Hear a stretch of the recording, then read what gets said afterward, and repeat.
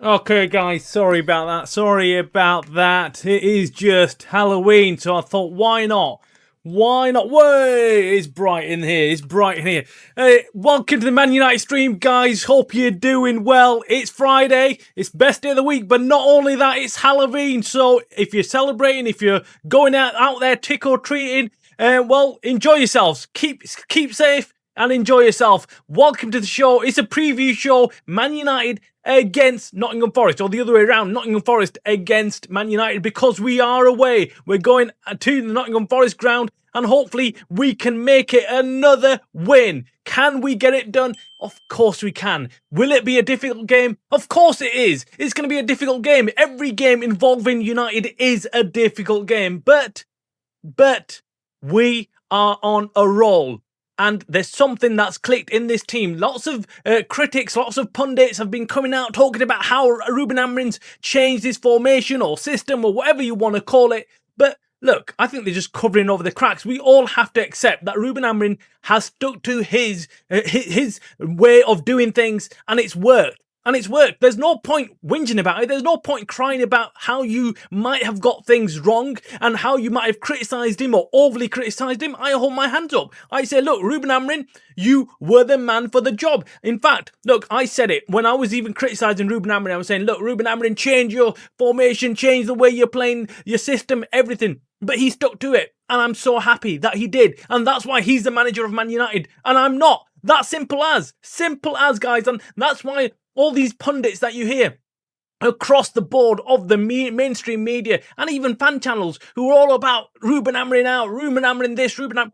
Look, they all talk rubbish. They all talk rubbish. Because if they were that good, they'd be managing Man United. They'd be in there with these big jobs. But they're not. We all have to accept we've got an outside image or perception of what's going on at United. Behind the scenes, it's only Rúben Amorim who's with the players week in, week out, seeing them every day, training, knows who's good and who's not, and how this team can go out there and win.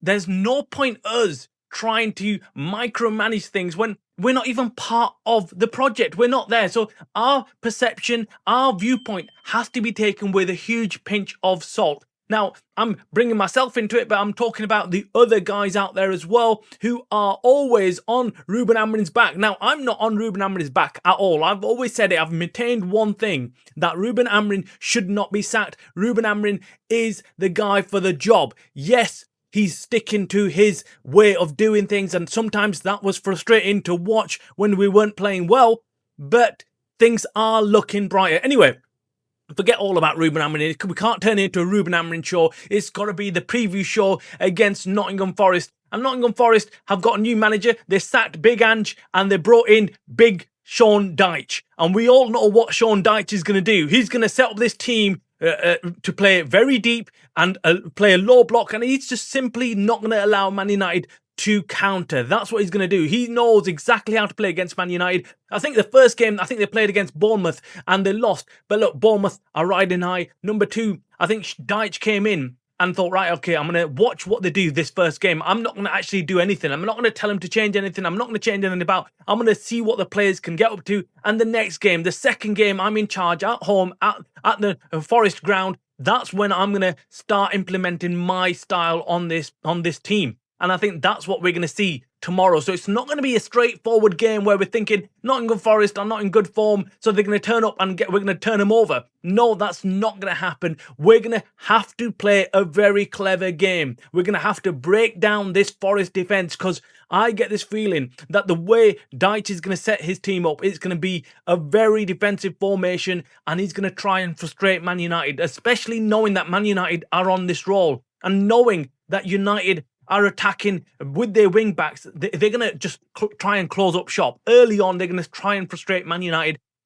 And United need to be ready for that battle. The battle of breaking down a very rigid formation and defence. That's what it is. Guys, let me know in the comments below what you think about this game tomorrow. Who do you think is going to be our star man again? Will it be Mbeumo? Will it be Kuna? Or will it be someone else? Will it be Sesko? Who knows? Maybe he might come up in this game and get a few goals. But we must remain patient. It's not going to be a high-scoring game. I can't imagine it being a high-scoring game. It's going to be a very difficult game for United away from home. And to keep on this run, a winning run, we just need to just keep our formation. We need to keep our heads. We need to be aware that Forest are going to try and counter us. So we need to make sure we've got enough men behind the ball, but also we've got players like Bruno maybe pushing further up on the pitch and trying to unlock this Nottingham Forest defence. It's not going to be easy, but I still feel United have got enough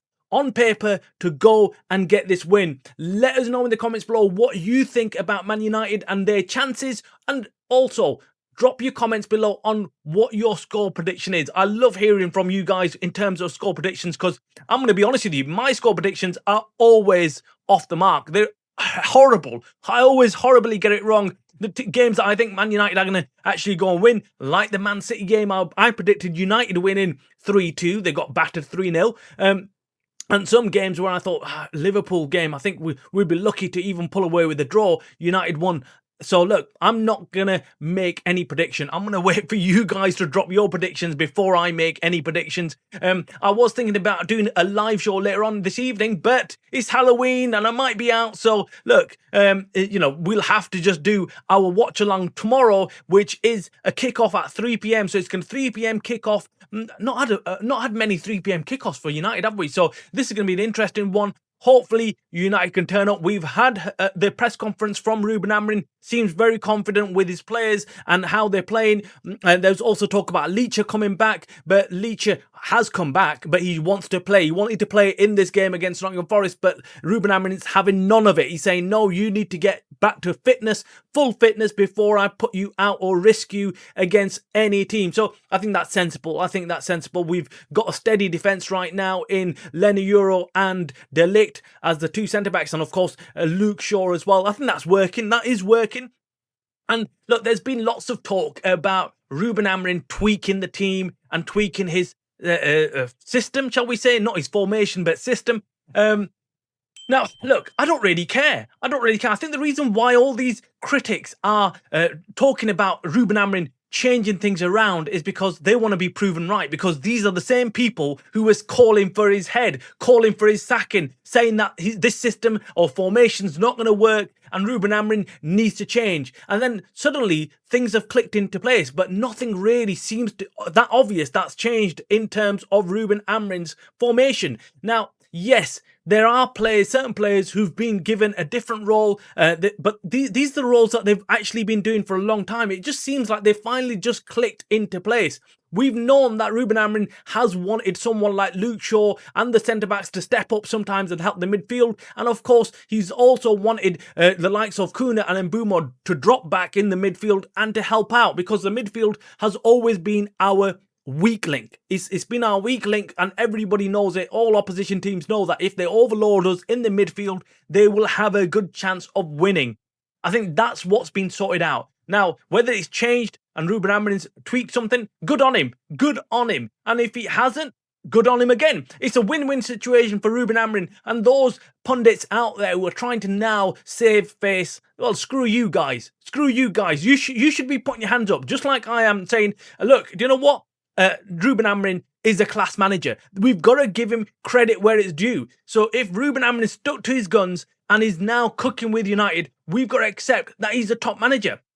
Anyway, I don't want to get carried away with Rúben Amorim, because I think he does his talking, and that's brilliant. I love seeing Rúben Amorim actually get this team playing, and he seems confident, and he likes it as well. He likes the criticism from the press, and he wants the press to come out and criticise him. And look, yeah, fine, do that. Do that. Keep on criticising Man United, because we love it. Even as Man United fans, we accept now that you guys out there in the media, the mainstream media, love going after Man United. Look at Liverpool's demise. But I've not seen anything on YouTube or anywhere else which is talking about Liverpool and what's falling apart, and I've not seen anything about Arne Slot getting the sack. There's no mainstream media coverage of that. Where's Sky Sports? Where's everybody else? Nobody is mentioning Arne Slot and Liverpool.